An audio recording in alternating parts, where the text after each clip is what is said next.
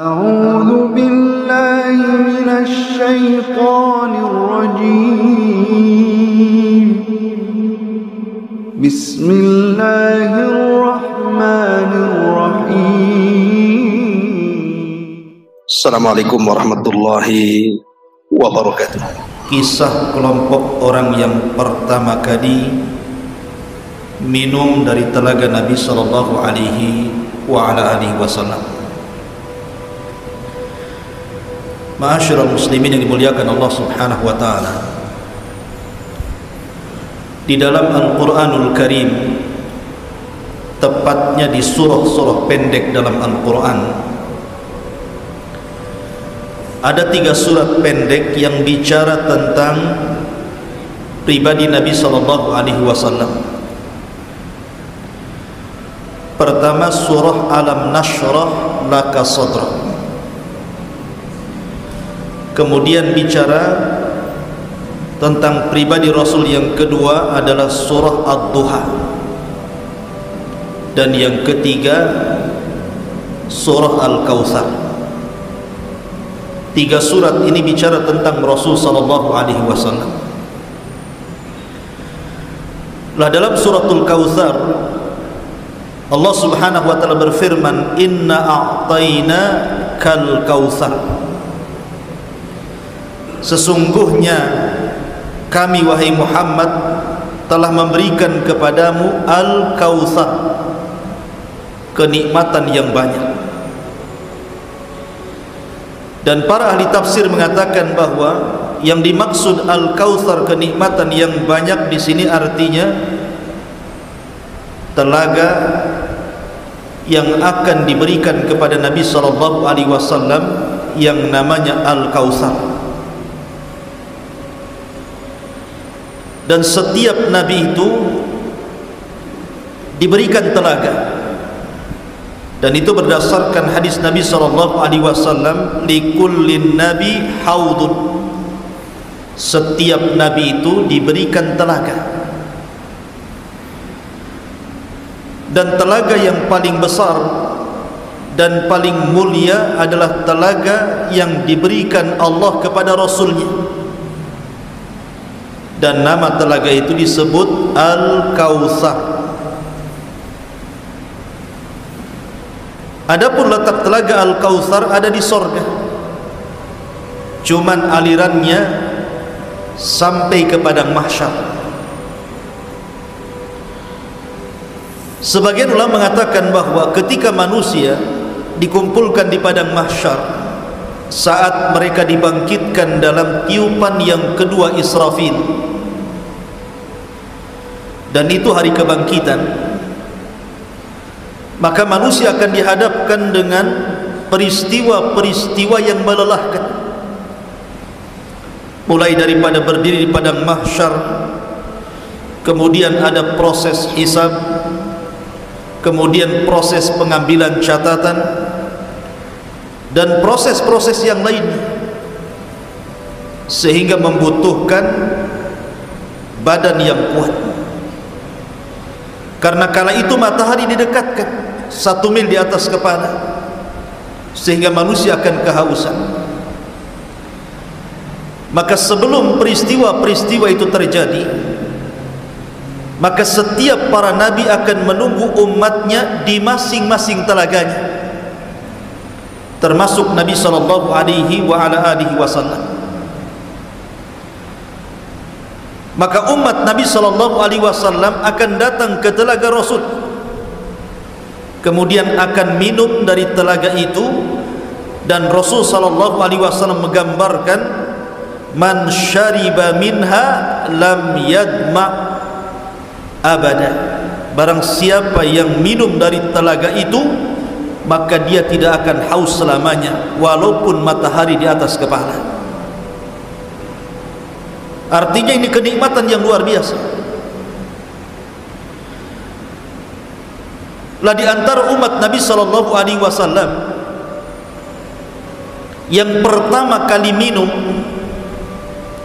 dijelaskan dalam hadis Nabi sallallahu alaihi wasallam, mereka adalah ahlul Yaman, orang-orang Yaman. Mereka adalah orang yang pertama kali minum dari telaga Nabi SAW. Nanti kita akan jelaskan siapa Ahlul Yaman, kenapa mereka mesti yang pertama kali minum. Bukankah orang-orang yang mengikuti agama Rasul dari berbagai macam daerah dan negara?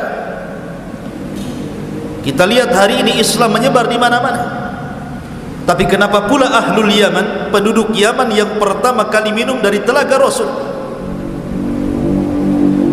Ma'asyiral muslimin yang dimuliakan Allah Azza wa Jalla, dan itu berdasarkan hadis Imam Muslim, di mana Nabi SAW bersabda, "Inni labi uqri haudi adudun nasa li ahli al-Yaman adribu bi asaya hatta yarfad alaihim." Kata Nabi SAW, sesungguhnya aku akan berdiri di dekat telaga, kemudian aku akan mengusir manusia, memberikan jalan kepada manusia, supaya penduduk Yaman yang duluan maju ke telaga, kemudian mereka orang yang pertama kali minum dari telaga. Kata Imam Nawawi rahimahullahu ta'ala ketika mensyarah hadis ini, beliau mengatakan, hadhihi karamatu li ahli Yaman. Ini bentuk kemuliaan bagi penduduk Yaman. Ma'asyiral muslimin yang dimuliakan Allah Subhanahu wa taala, sedikit bicara tentang Yaman. Kalau seandainya disebutkan tentang Ruknul Yamani, kalau anda haji atau umrah, di Ka'bah itu ada rukun Syam, ada rukun Yaman, menunjukkan bahwa Yaman akan melekat di Ka'bah, namanya Ruknul Yamani. Dan kalau ada cerita tentang Malikus Saba, rajanya orang Saba yang dikenal dengan Ratu Balqis, maka anda akan diingatkan dengan Yaman. Kalau anda cerita tentang Ashabul Uhdud, kisah orang-orang yang kemudian dibakar hidup-hidup, yang disebutkan dalam Al-Quran, Qutila Ashabul Uhdud an-nari dhatil waqud ila akhiril ayat, maka anda akan diingatkan dengan negara Yaman, karena kejadiannya di Yaman. Kalau anda bicara tentang Al-Ahqaf, bagaimana Nabi pertama Arab yang diutus oleh Allah Azza wa Jal, Nabi Hud alaihi salatu wassalam, maka kita akan ingat Yaman. Bagaimana pula kalau anda cerita tentang Ashabul Fil, penyerangan Abraha terhadap Ka'bah Al-Mukarramah, maka anda akan diingatkan dengan Yaman. Bahkan suku Jurhum adalah suku yang pertama kali menginjak di Ka'bah. Dari keturunan Jurhum inilah lahir bangsa Quraisy, dan dari bangsa Quraisy ini lahir Nabi SAW, karena Ismail itu menikah dengan suku Jurhum, dan Jurhum itu dari Yaman. Kemudian juga ada Karb ibn As'ad atau dikenal dengan Tubbah, itu raja Yaman yang beriman dengan Rasul sebelum Rasul dilahirkan. Bayangkan, Rasul belum dilahirkan dia sudah beriman. Bahkan dia menasihati orang-orang Yahudi bahwa di tempat ini akan datang seorang Nabi, berimanlah kalian dengan dia, dan kalau kalian tidak mendapatinya, wasiatkan kepada anak-anak kalian. Begitulah Ahlul Yaman, ikhwatu fiddin yang dimuliakan Allah Subhanahu wa ta'ala. Ibrahim alaihi salatu wassalam,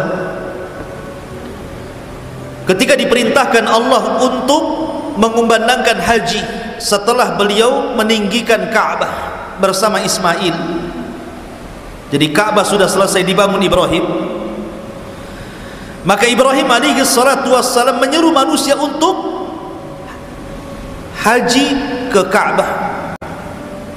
Allah berfirman, wa adzin fin nasi wa'adzin fin nasi bil haji ya'tuka rijalan wa ala kulli dhamirin ya'ti. Serulah kepada manusia untuk melaksanakan syariat haji. Nanti akan datang manusia berbondong-bondong dengan berkendaraan atau berjalan kaki. Maka ketika itu Ibrahim mengatakan, ya Rabb, suaraku terbatas, bagaimana aku akan menyeru manusia supaya haji ke sini? Maka Allah memberikan mukjizat kepada Ibrahim dengan memiliki suara yang lantang. Ketika dia berteriak, suaranya sampai ke ujung barat, ke ujung timur, ke ujung selatan, bahkan ke ujung utara, didengar semua manusia.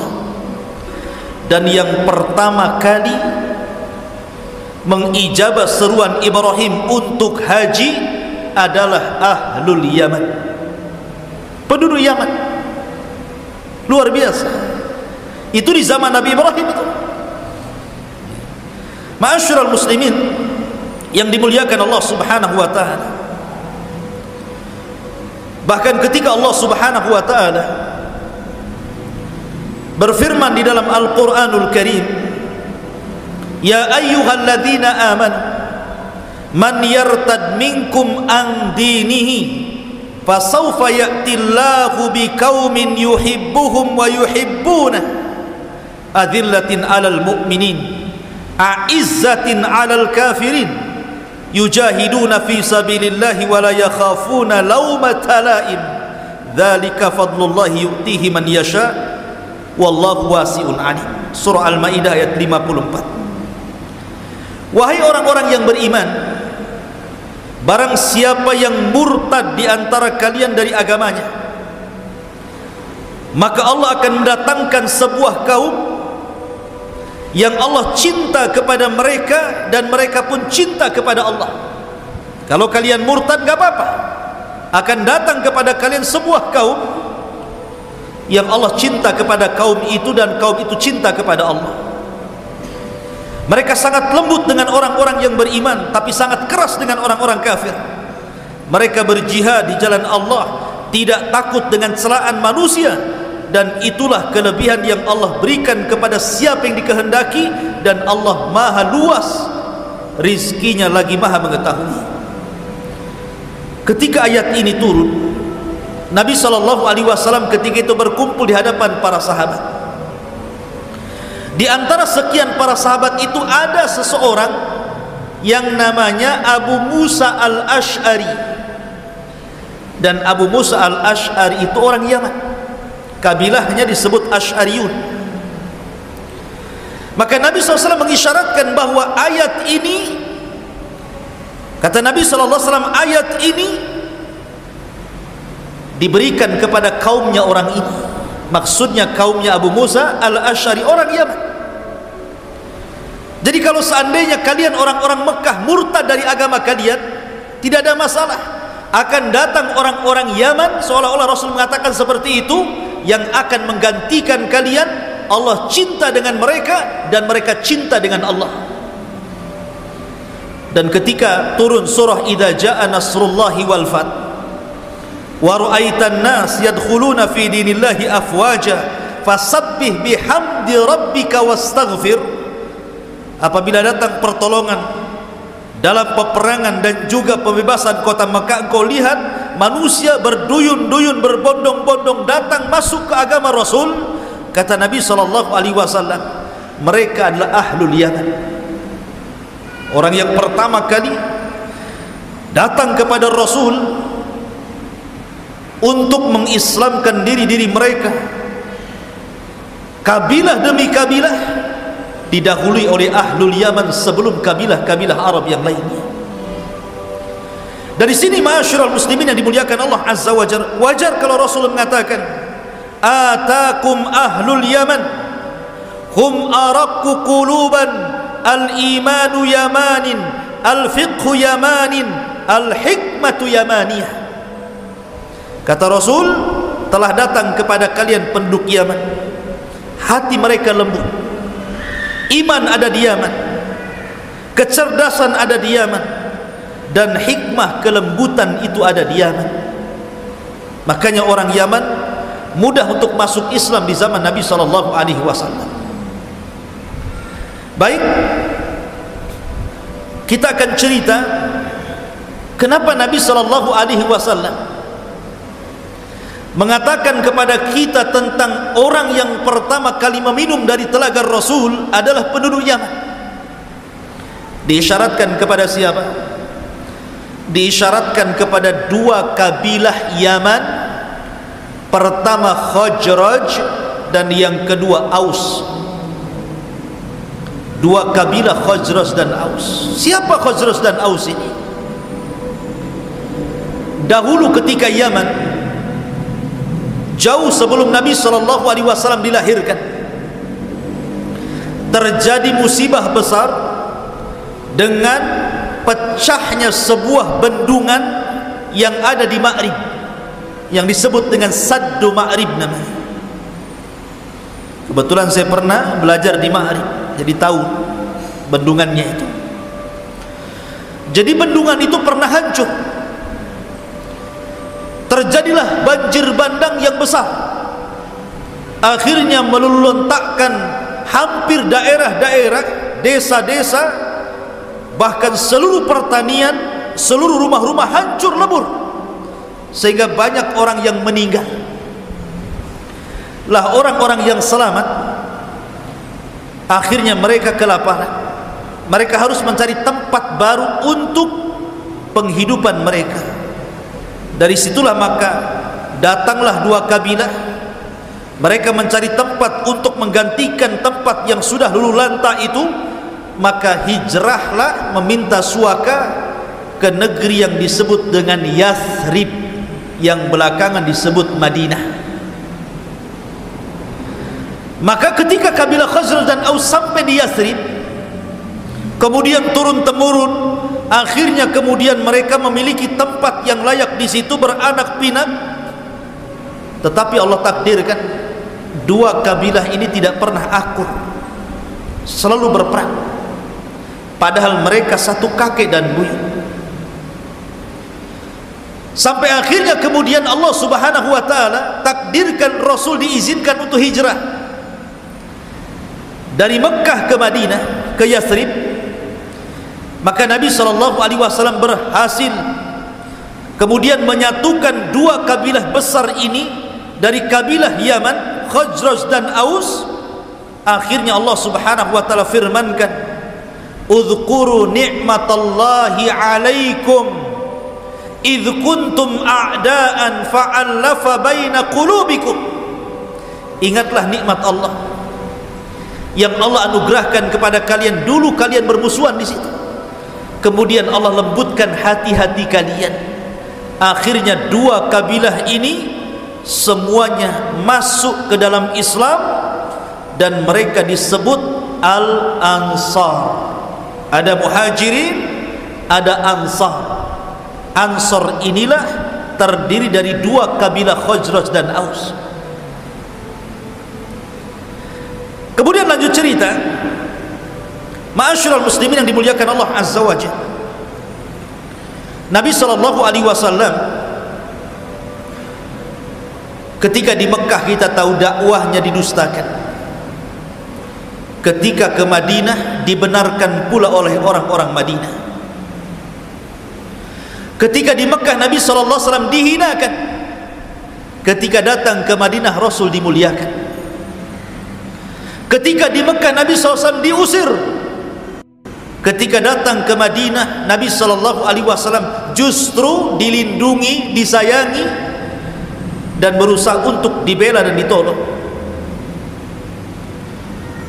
Ketika Nabi SAW sudah banyak melakukan peperangan dan banyak dimenangkan kaum muslimin,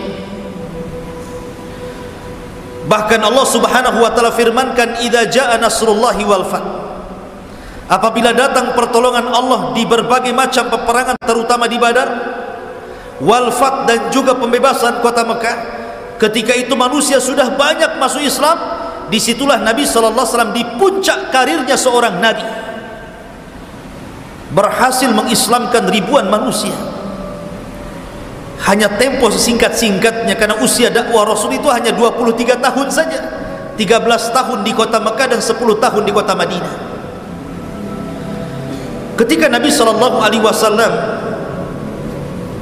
kemudian hendak menyerang sebuah kabilah namanya Hawazin, maka Nabi SAW mempersiapkan pasukan yang sangat besar. Biasanya Nabi SAW kalau perang itu pasukannya lebih sedikit dibandingkan pasukan musuh, karena kekuatan itu bukan di banyak pasukan, tapi kekuatan itu karena keimanan dan ketakwaan. Makanya Allah mengatakan kam min fi'atin qalilatin ghalabat fi'atan katsiratan biidznillah. Berapa banyak kelompok yang kecil mampu mengalahkan kelompok yang besar, semua karena izin Allah Subhanahu wa taala. Tapi dalam perang ini melawan Hawazin ini, yang disebut dalam sejarah dengan perang Hunain, justru pasukan Rasul jauh lebih banyak dibandingkan pasukan Hawazin, sehingga banyaknya pasukan menjadikan takjub para sahabat. Sampai-sampai Allah Subhanahu wa taala menyindir mereka dengan firman-Nya, "Idz a'jabatkum kathratukum falam tughni ankum syai'a." Ketika kalian takjub dengan banyaknya pasukan, padahal bukan itu tujuan perang. Karena kekuatan bukan pada kuantitas banyaknya pasukan, bukan. Sehingga para sahabat merasa takjub dengan banyaknya pasukan. Wah, pasti kita menang nih. Berangkat pasukan ini. Kemudian di awal peperangan Allah takdirkan kaum muslimin kalah. 12.000 pasukan yang dibawa Nabi SAW, korat karit, kocar kacir, tunggang langgang dibuat oleh pasukan Hawazin itu.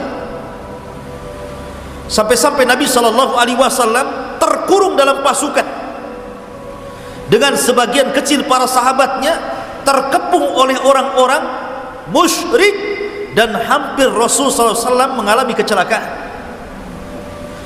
Maka Nabi SAW ketika itu memanggil Abbas yang memang suaranya lantang dan mengatakan, "Ya Abbas, panggil orang-orang Ansar agar mereka mendekat kepadaku." Maka Abbas pun kemudian berteriak, "Ya lal Ansar, ya lal Ansar, wahai orang-orang Ansar, di mana kalian? Ha huna nabiyukum, nabi kalian ada di sini." Ketika mendengar suara Abbas, ini orang Ansar sudah lari ke sana kemari tuh. Mendengar suara Abbas bahwa Nabi SAW sedang dikepung oleh musuh, semua orang Ansar bersatu kemudian melindungi Nabi SAW. Bergerak di hadapan Rasul, di belakang Rasul, di samping kanan Rasul, di samping kiri Rasul, sehingga musuh tidak mungkin menyentuh Nabi SAW. Luar biasa. Akhirnya Allah Subhanahu wa taala takdirkan kemenangan dalam perang Hunain karena jasanya orang Ansar. Walaupun banyak di antara mereka menjadi korban dalam perang ini. Tidak pernah dalam sejarah Nabi mendapatkan harta ghanimah peperangan sebanyak di perang Hunain.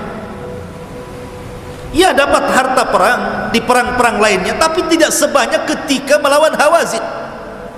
Ribuan unta, ribuan sapi, ribuan kambing, belum lagi emas dan perak, dan berbagai macam lagi harta rampasan perang. Nabi SAW mendapatkan kegemilangan yang luar biasa. Ketika selesai perang, Nabi mengumpulkan harta rampasan perang itu.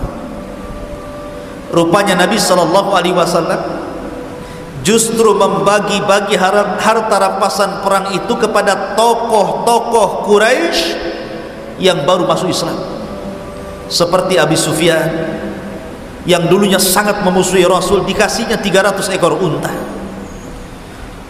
Aqra ibn Habis, Aslam dan yang lainnya, sehingga seluruh ghanimah harta rampasan perang habis diberikan kepada penduduk Mekah, dan tidak ada sedikit pun harta diberikan kepada orang Ansar.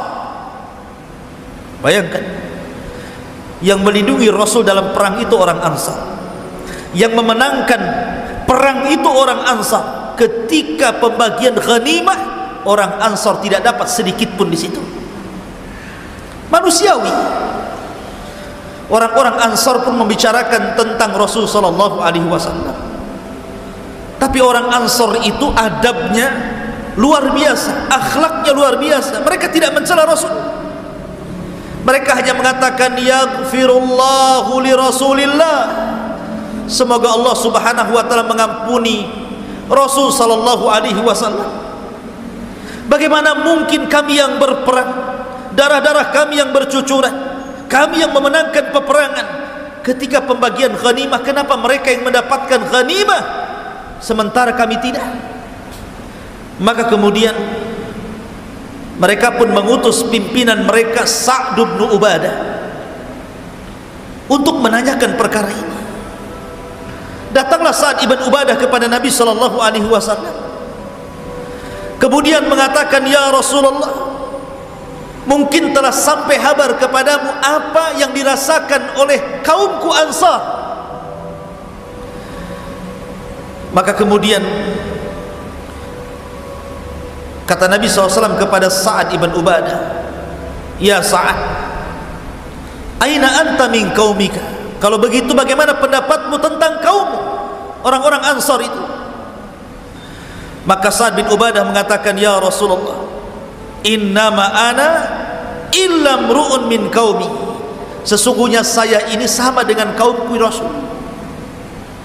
Maka Nabi SAW mengatakan, kalau begitu kumpulkan orang-orang Ansar, jangan libatkan Muhajirin, saya ingin bicara dengan mereka. Lihat, Nabi SAW bukan pemimpin yang diktator. Nabi SAW ingin mengetahui ada masalah apa sebenarnya, apa yang salah dengan dia. Bukankah tidak ada orang yang lebih adil dibandingkan Nabi SAW? Makanya ketika datang seorang yang menjadi cikal bakal Khawarij, Dzul Khuwaisirah, dan mengatakan, i'dil ya Muhammad, adilah kau dalam berbagi wahai Muhammad. Maka Rasul mengatakan, illam a'dil faman ya'dil, kalau aku tidak adil, siapa yang lebih adil dari aku? Maka dikumpulkan orang-orang Ansar. Kemudian Nabi SAW mengatakan, ya lal ansar, ya ma'syaral ansar, balagatni maqalatun balagatni ankum wajidatun wajadtumuha fi anfusikum. Wahai orang-orang Ansar, telah sampai berita ke telingaku, telah sampai kabar kepada diriku tentang apa yang kalian bicarakan di belakang kalian tentang diriku. Kemudian Nabi SAW mengatakan di hadapan orang Ansar, seolah-olah Rasul mengatakan, salah kalau seandainya saya bagikan harta ini kepada mereka. Kemudian Nabi SAW mengatakan, alam atikum dhullalan fahadakumullah, wa alatan fa'agnakumullah, wa a'daan fa'allafallahu baina qulubikum. Wahai Ansar, dengarkan, dulu kalian sesat, dulu kalian tersesat, kemudian saya datang ke Madinah menemui kalian, dan kalian mendapatkan petunjuk dari Allah Subhanahu wa ta'ala karena kedatanganku. Kemudian kata Rasul, dulu kalian susah, miskin, kemudian dengan kedatanganku kalian menjadi kaya. Dulu kalian berpecah belah antara Khazraj dan Aus, kemudian aku datang kepada kalian, kudamaikan kalian. Sekarang kalian bersatu dan saling menyayangi. Kemudian orang-orang Ansar mendengarkan perkataan Rasul, mereka hanya mengatakan, qalu balillahu wa rasuluhu al-minnatu wal fadl. Bahkan Allah dan Rasulnya segala al-minnah wal fadl, keistimewaan dan keutamaan. Mereka tidak membantah sedikit pun. Kemudian Nabi SAW mengatakan, ya ma'syaral ansar ajibuni, wahai ma'syaral ansar, jawablah pertanyaanku. Jawab sekarang. Bukankah dulu kalian tersesat kemudian dapat hidayah karenaku? Bukankah kalian dulu miskin kemudian kalian kaya karenaku? Bukankah dulu kalian bermusuhan kemudian kalian bersatu karenaku? Jawablah wahai orang-orang Ansar. Akhirnya orang Ansar hanya tertunduk. Tapi Nabi SAW itu orang yang paling paham dengan kebaikan orang. Rasul itu orang yang paling paham dengan kebaikan manusia. Dan Rasul orang yang membalas setiap kebaikan manusia. Dan harusnya kita seperti itu, harus pandai membalas kebaikan manusia kepada kita. Apa kata Nabi SAW? Ama wallahi law syi'tum la qultum fala saddaqtum wa la suddiktum ataina mukadzaban fasaddaqna wa makhdulan fanasarna wa taridan fa'awainak wa ailan fa'asainak. Demi Allah, wahai orang-orang Ansar, seandainya kalian mengucapkan apa saja, pasti ucapan kalian kubenarkan. Seperti kalian mengatakan, hei Muhammad, dulu engkau di Mekah didustakan, kami yang membenarkan dakwah. Hei Muhammad, dulu engkau dihinakan di Mekah, kami yang memuliakan. Dulu engkau diusir dari Mekah, kami yang melindungi. Dulu engkau miskin, kami yang memberikan kekayaan. Kalau kalian bicara seperti itu, semuanya kubenarkan. Tidak ada yang salah itu, benar semuanya itu. Akan tetapi, wahai ma'syaral ansar, ridhokah kalian? Ridhokah kalian an yadhhaban nasu bisyati wal ba'ir wa tarji'una antum bi Rasulillah sallallahu alaihi wasallam? Ridhokah kalian seandainya mereka orang-orang Mekah itu pulang membawa unta dan sapi-sapi mereka yang merupakan harta rampasan perang, sementara kalian pulang membawa diriku? Milih mana? Milih kalian pulang membawa unta dan kambing-kambing sebagai harta rampasan perang, ataukah kalian pulang membawa diriku? Maka mendengar perkataan itu, orang-orang Ansar hanya tertunduk lesu, kemudian mereka pun menangis dan mereka menyesal dengan kata-kata mereka. Maka Nabi SAW mengatakan, fawalladhi nafsi Muhammadin biyadi laulal hijratu lakuntum ra'am minal ansar walau salakan nasu syi'ban wa salakatil ansaru syi'ban la salaktu syi'bal ansar. Kata Nabi SAW, demi zat yang jiwa Muhammad berada di tangannya, kalaulah bukan karena hijrah, tentu aku bukan bagian dari Ansar. Seandainya manusia berjalan di sebuah lembah, kemudian orang-orang Ansar berjalan di lembah yang lain, maka yang aku ikuti adalah lembahnya orang-orang Ansar. Maka Nabi SAW mengangkat kedua tangannya dan mengatakan, Allahumma hamlil ansar wa abna'il ansar wa abna'i abna'il ansar. Ya Allah, rahmati orang-orang Ansar, anaknya orang-orang Ansar dan cucu-cucunya orang-orang Ansar. Dari situ mereka mengatakan, sami'na wa ata'na, kami mendengar ya Rasulullah, kami taat dan mendengar. Akhirnya orang-orang Ansar pun redha, tidak mendapatkan sedikit pun dari harta ghanimah. Kenapa Nabi SAW memuliakan orang-orang itu, memberikan kepada Abu Sufyan pada tidak pernah berjihad seperti berjihadnya orang-orang Ansar? Karena Nabi ingin melembutkan hati-hati mereka, orang-orang yang baru masuk Islam itu, diberikan kelebihan harta ghanimah supaya mereka kokoh Islamnya, karena mereka bagian daripada mu'allafatu qulubuhum, yang dilembutkan hatinya. Lah orang-orang Ansar ini tidak diragukan keimanannya. Walaupun mereka tidak mendapatkan harta ghanimah, tidak akan bergeming keimanan mereka, karena orang-orang Ansar itu diberikan dua sifat yang tidak diberikan kepada selain orang-orang Ansar, ikhwan. Pertama, sakhawatu nafsi. Orang Ansar itu diberikan sakhawah, kemurahan hati. Lihat ketika orang-orang Mekah hijrah ke Madinah, kemudian dipersaudarakan oleh Nabi SAW, seperti kisahnya Abdurrahman bin Auf dengan Sa'd bin Rabi. Kata Sa'd bin Rabi, ya Abdurrahman, aku memiliki dua kebun, ambil salah satunya. Aku memiliki dua rumah, ambil salah satunya. Aku memiliki 3 istri, lihat mana yang paling cantik, ku ceraikan dia, tunggu masa idahnya, kau nikah dengan dia. Dan itu bukan hanya satu sikap mereka, tapi hampir semua orang-orang Ansar seperti itu. Karena orang Ansar itu diberikan sakhawatu nafsi, mudah untuk memberi, murah hati orangnya. Kemudian yang kedua, orang-orang Ansar ini ikhwatu fiddin, salamatu suduri, diberikan oleh Allah keselamatan hati. Tidak ada kedengkian sedikit pun sesama mereka, bahkan kepada orang-orang muhajirin sekalipun. Makanya Allah Subhanahu wa taala berfirman, wala yajiduna fi sudurihim hajatan mimma utu wa yu'thiruna ala anfusihim walau kana bihim khasasah.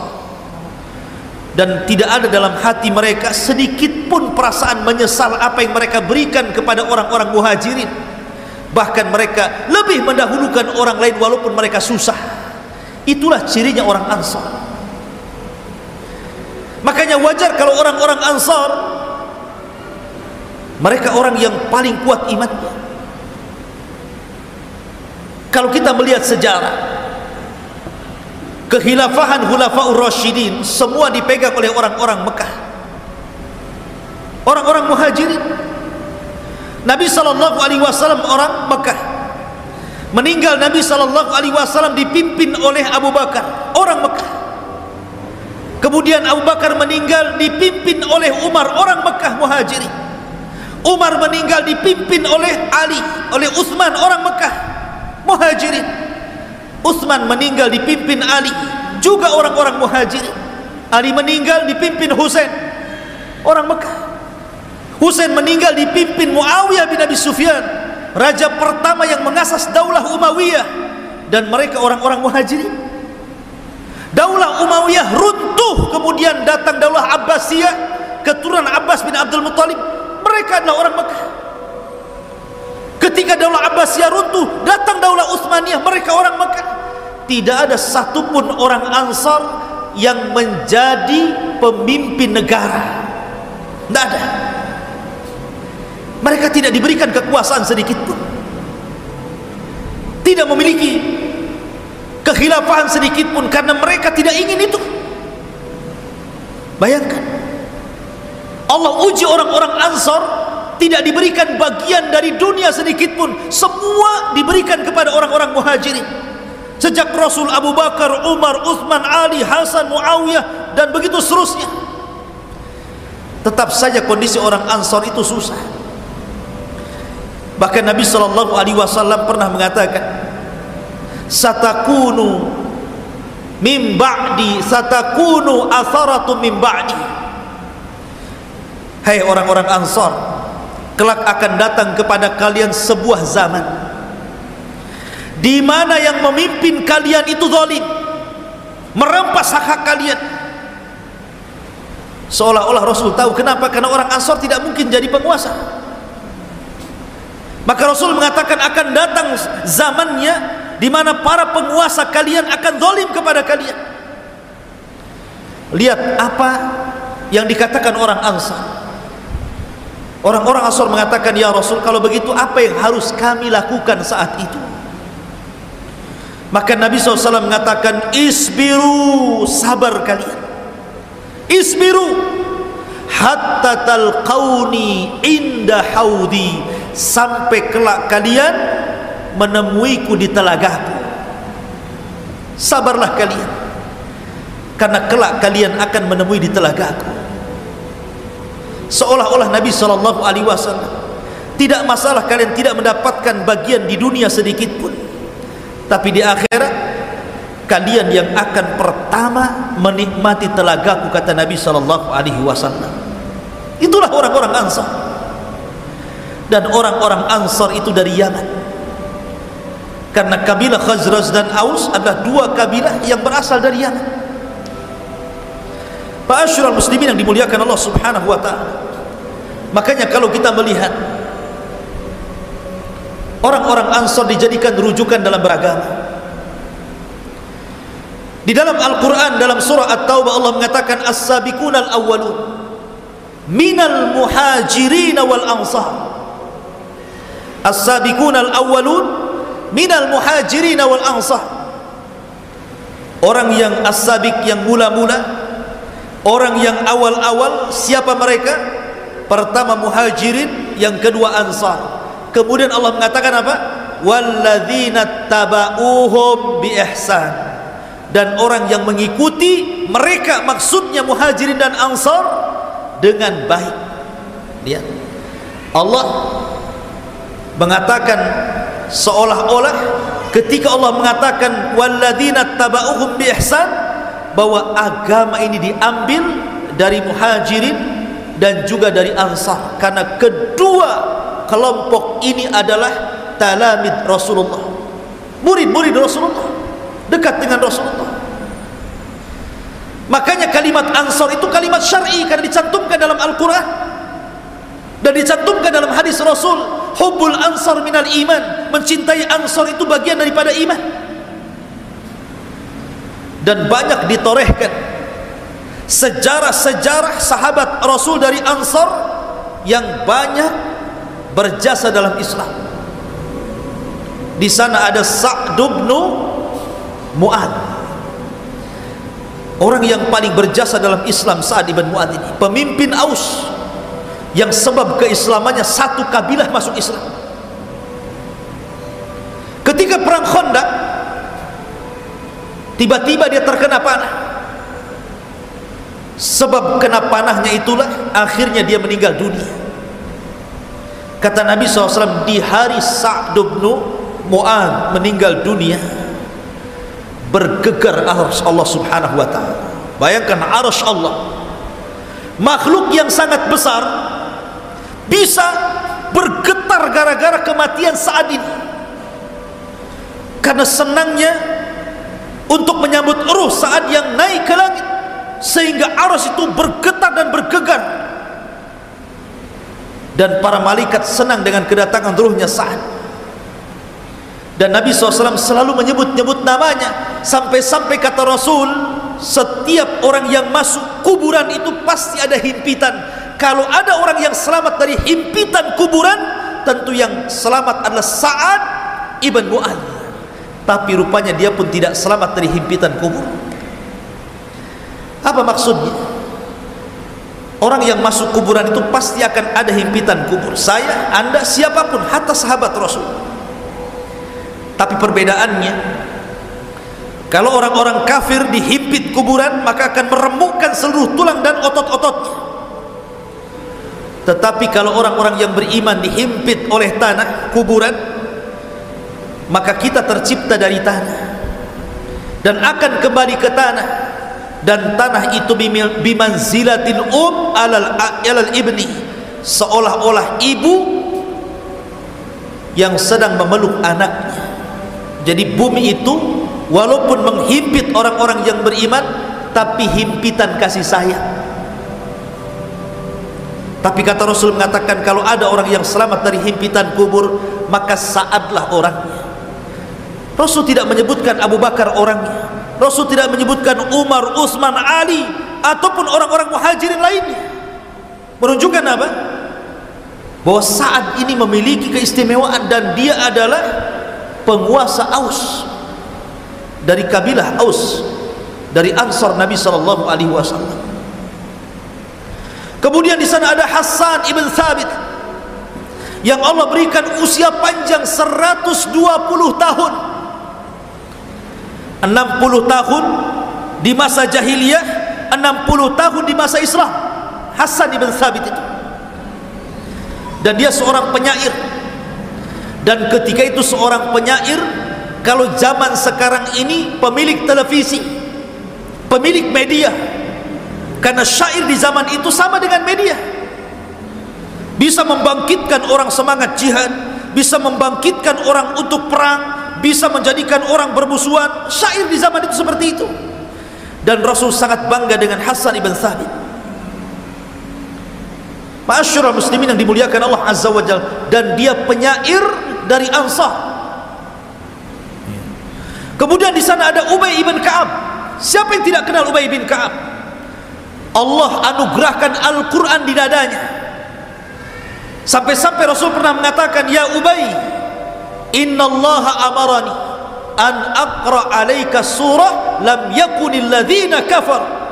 Wahai Ubay, Allah telah perintahkan aku untuk membacakan kepadamu surat lam yakunil ladzina kafar. Makanya Ubay dikatakan Rasul, ambillah Al-Quran dari 4 orang. Pertama Abdullah bin Mas'ud atau Ibnu Umi Abdin, yang kedua Ubay ibn Ka'ab. Rasul menyebutkan Ubay ibn Ka'ab, ambil Quran dari dia. Makanya ketika di masa Umar bin Khattab radhiyallahu an menghidupkan tarawih 1 bulan di masjid, yang menjadi imamnya adalah Ubay ibn Ka'ab. Subhanallah. Di sana ada Zaid ibn Thabit, anak kecil tapi punya kecerdasan orang Ansar.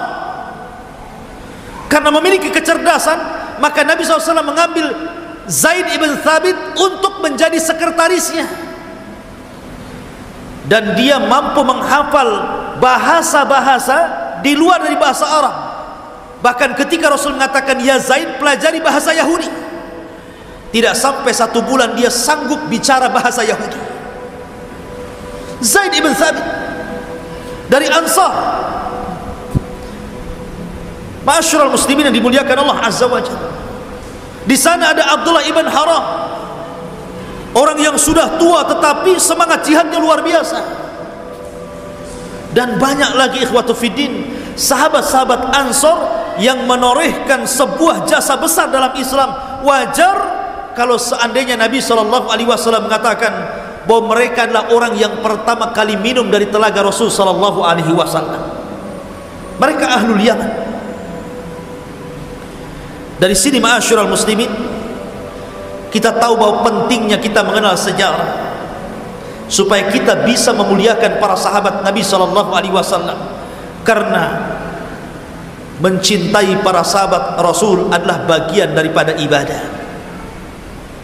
Karena Rasul yang mengatakan, jangan kau celah sahabatku. Seandainya kamu memiliki emas sebesar Uhud sekalipun, tidak sanggup mencapai seperti yang didapati para sahabat, walaupun separuh telapak tangan kalian sekalipun. Artinya bahwa para sahabatlah generasi terbaik. Kalau bukan karena Allah kemudian mereka, tentu kita tidak pernah mengenal solat, tentu kita tidak mungkin mengaji pada hari ini, tentu kita tidak mengenal syariat zakat, syariat puasa, syariat haji. Karena wasilah agama ini dari Nabi SAW lewat mereka, perantara para sahabat Nabi SAW, salah satunya orang-orang Ansar.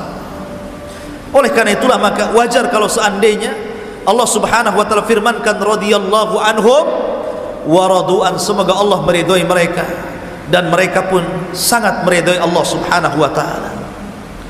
Wallahu a'lam bishawab.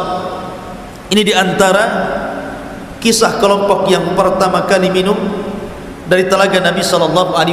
Taib, sebelum saya tutup, ada waktu 5 menit. Kalau bertanya silahkan bertanya.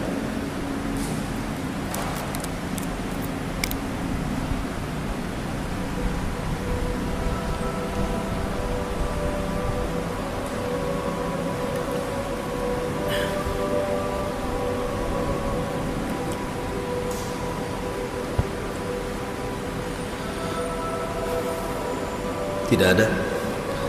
Kalau tidak ada kita tutup.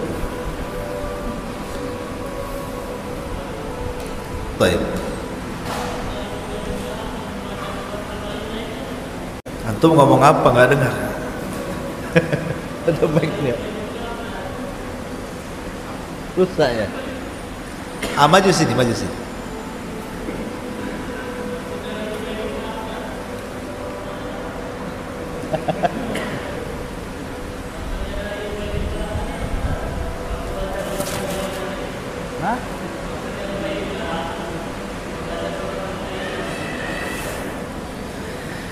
Maksudnya apa? Maksudnya surah Al-Bayyinah itu turun kepada Ubay bin Ka'ab. Bayangkan, satu surat Al-Bayyinah turun karena Ubay bin Ka'ab. Allah yang perintahkan untuk membacakan Al-Bayyinah kepada Ubay. Menunjukkan apa? Bahwa Ubay ini memang cinta dengan Al-Quran. Saking cintanya dengan Quran, Allah memerintahkan Rasul menurunkan surah Al-Bayyinah pertama kali dibacakan kepada Ubay sebelum yang lainnya. Sampai-sampai Ubay mengatakan, Rasul, apakah semulia ini sehingga harus turun kepadaku surah dan Allah perintahkan kau membaca Al-Bayyinah kepadaku? Sampai mengatakan seperti itu. Tapi karena cintanya Ubay dengan Al-Quran sampai-sampai seperti itu. Bahkan suatu ketika Rasulullah ditanya, Ubay, atadri ayu ayatin a'zam fi kitabillah? Hei Ubay, tahukah engkau ayat dalam Al-Quran yang paling agung itu ayat apa? Dalam Quran itu kan banyak ayat-ayat dalam Al-Quran, hampir 6.400 lebih kan ayat dalam Al-Quran. Mana yang paling agung wahai Ubay? Maka Ubay menjawab, Allahu la ilaha illa huwal hayyul qayyum la ta'khudhuhu sinatun wa la naum. Dibacanya surah Kursi. Maka Nabi SAW mengatakan, sadaqta ya Ubay, benar kau wahai Ubay. Rasulullah SAW mengiyahkan. Makanya ayat Kursi yang terdapat dalam surah Al-Baqarah itu satu-satunya ayat yang paling mulia di dalam Al-Quran. Ubay mampu menjawab karena kecerdasan dan kemudian diiyahkan sama Rasulullah. Artinya bahwa Ubay ini memiliki kecintaan luar biasa, ditanamkan Al-Quran. Makanya sepeninggal Rasul dan di zaman Khulafaur Rasyidin, maka Ubay ini senantiasa mengajarkan Al-Quran kepada manusia, mengajarkan Al-Quran kepada manusia. Dan orang-orang Ansar suka dengan Al-Quran. Seperti tadi saya katakan, Zaid ibn Thabit itu juga satu orang yang dicerdaskan dan dicintakan dengan Al-Quran. Makanya ketika di masa Abu Bakar Siddiq radhiyallahu an melawan orang-orang murtad di Yamamah, banyak orang yang meninggal dari kalangan hafizul Quran. Jadi penghafal Quran banyak meninggal dalam perang Yamamah itu. Akhirnya Umar mengatakan kepada Abu Bakar, wahai Abu Bakar, ini para penghafal Quran banyak gugur di Yamamah, nanti lama-lama hilang semuanya, Quran akan dihilangkan. Kalau begitu kumpulkanlah Al-Quran itu, jadikan mushaf. Abu Bakar tidak mau, karena tidak ada terjadi di zaman Rasul. Tapi didesak oleh Umar, akhirnya Allah lapangkan dada Abu Bakar dan dia menyuruh siapa? Rasul tidak menyuruh Abu Bakar, Rasul tidak menyuruh Umar, Utsman, Ali, tidak. Yang disuruh mengumpulkan lembaran Quranlah Zaid ibn Thabit. Kumpulkan. Tapi belum jadi mushaf, tapi sudah terkumpul. Kemudian Abu Bakar meninggal, disimpan Umar, Umar meninggal, disimpan Hafsah. Di zaman Hafsah, di zaman Utsman inilah Utsman meminta kepada Hafsah. Kemudian kiroah yang syad, yang bertentangan, yang diperselisihkan, dibakar oleh Utsman. Kemudian kiroah yang disepakati, kemudian dijadikan mushaf yang kita kenal mushaf hari ini yang antum baca itu, mushaf Utsmani namanya, Utsman bin Affan. Tapi yang pertama mengumpulnya siapa? Zaid ibn Thabit. Karena Rasul sangat mempercayakan kepada Zaid, makanya Abu Bakar sangat percaya dengan Zaid. Abu Musa al-Ash'ari, orang Yaman, suatu ketika Rasul jalan malam-malam, kemudian singgah mampir lewat di rumah Abu Musa al-Ash'ari. Didengarnya Abu Musa sedang sholat malam. Abu Musa ini punya lantunan suara luar biasa. Rasul sampai takjub. Akhirnya tengah malam itu Rasul berdiri di samping rumah Abu Musa, mendengarkan dia membaca Quran sampai menjelang subuh. Abu Musa tidak tahu kalau ada Rasulullah SAW di samping rumahnya. Sampai takjub Rasul dengan suaranya. Selesai itu Rasul pulang karena udah mau dekat subuh. Kemudian sholat subuh berjamaah. Setelah itu Rasul memanggil Abu Musa. Abu Musa, semalam aku dengar suaramu, indah sekali. Kata Abu Musa, coba Rasul, kalau aku tahu bahwa engkau ada di samping rumahku, ku indahkan lagi. Itu belum indah itu, akan ku indahkan lagi. Kemudian kata Rasul, ya Abu Musa, Allah telah memberikan kepadamu suara kamizmar min mazamiri ali Daud. Suaramu seperti suara Daud ketika melantunkan Zabur. Daud itu punya suara indah sekali. Saking indahnya kalau dia baca Zabur, datang burung. Dari mana-mana datang burung. Kemudian ikut bersiul ingin ikut-ikut melanggamkan seperti Daud membaca Zabur. Ketika melihat burung bersiul-siul, tiba-tiba gunung pun ingin juga bersiul. Dia minta izin kepada Allah, ya Rabb, izinkan aku bersiul sebagaimana burung-burung itu mengikuti langgamnya Zaburnya Daud. Kata Allah, silakan. Akhirnya burung pun bersiul. Siulnya gunung beda dengan siulnya burung. Bergegarlah gunung, babu-babu gitu kan. Akhirnya Daud pun bising lah. Gimana saya akan membaca Zabur sementara di sini suara burung, suara gunung? Macam mana Allah akan mendengar diriku? Maka turun malaikat Jibril, kemudian mengatakan, teruslah wahai Daud, kau baca Zabur itu. Kata Daud mengatakan, ya Jibril, bagaimana kau akan baca? Ini suara ramai di mana-mana. Bagaimana Allah akan mendengar suara Zaburku? Maka diambillah Daud, dimasukkan ke lubang mungkin semacam sumur ke dalam gitu ya, sampai di dasar bumi yang paling dalam itu. Kemudian Jibril mengambil sebelah batu, kemudian batu itu dibelahnya, rupanya ada binatang, ada ulat dalam batu itu, dan ulat itu sedang bertasbih. Kemudian kata Jibril, coba dengarkan ulat itu. Didengarkan di telinganya, rupanya ulat itu sedang bertasbih memuji Allah Subhanahu wa taala. Kata Jibril, ulat di bawah dasar bumi saja bertasbih, Allah mendengar. Kau membaca Zabur di atas bumi, tentu Allah lebih mendengar. Makanya Allah mengatakan dalam Al-Quran, awwibi ma'ahu, gimana ayatnya, ya jibal awwibi ma'ahu wat tayr gitu ya, lebih ya jibal awwibi ma'ahu wat tayr, wahai gunung, ikutlah kau langgam Zabur yang dibacakan Daud dan juga burung-burung itu. Allah ceritakan kisah dalam Al-Quran ya. Tetapi di sini syahidnya bagaimana Allah mensejajarkan suara Abu Musa al-Ash'ari, seorang Yaman, seorang Ansar, dengan suaranya Zabur yang dibaca Daud gitu ya. Makanya kenapa kabilah Ash'ariyin itu di zaman Rasul, kabilah yang khas. Jadi Rasul itu kalau mengumpulkan pasukan, ada pasukan dari Muhajirin, ada Ansor aja dari kabilah ini, kabilah itu, daerah ini, daerah itu ya. Rasul tahu, oh di sana walaupun gelap-gelap nih, oh di sana ada orang-orang Ash'ariyun ngumpul. Kenapa? Karena kebiasaan orang-orang Ash'ariyun apabila berjihad dan istirahat di tengah malam, maka mereka akan sholat tahajud dan akan melantunkan Al-Quran, dan mereka punya suara khas. Makanya Rasul tahu di mana orang-orang Ash'ariyun tidur saat berada di tengah-tengah pasukan. Sampai hafal, oh di sana orang-orang Ash'ariyun itu ya. Kenapa? Karena Rasul paham bagaimana suaranya, lantunan Quran ini. Begitulah orang-orang Ansar diberikan keistimewaan oleh Allah Subhanahu wa taala. Wallahu a'lam. Sudah jam 9 tadi. Subhanaka bihamdika asyhadu an la ilaha illa anta astaghfiruka wa atubu ilaik. Allahu ta'ala alam. Assalamualaikum warahmatullahi wabarakatuh.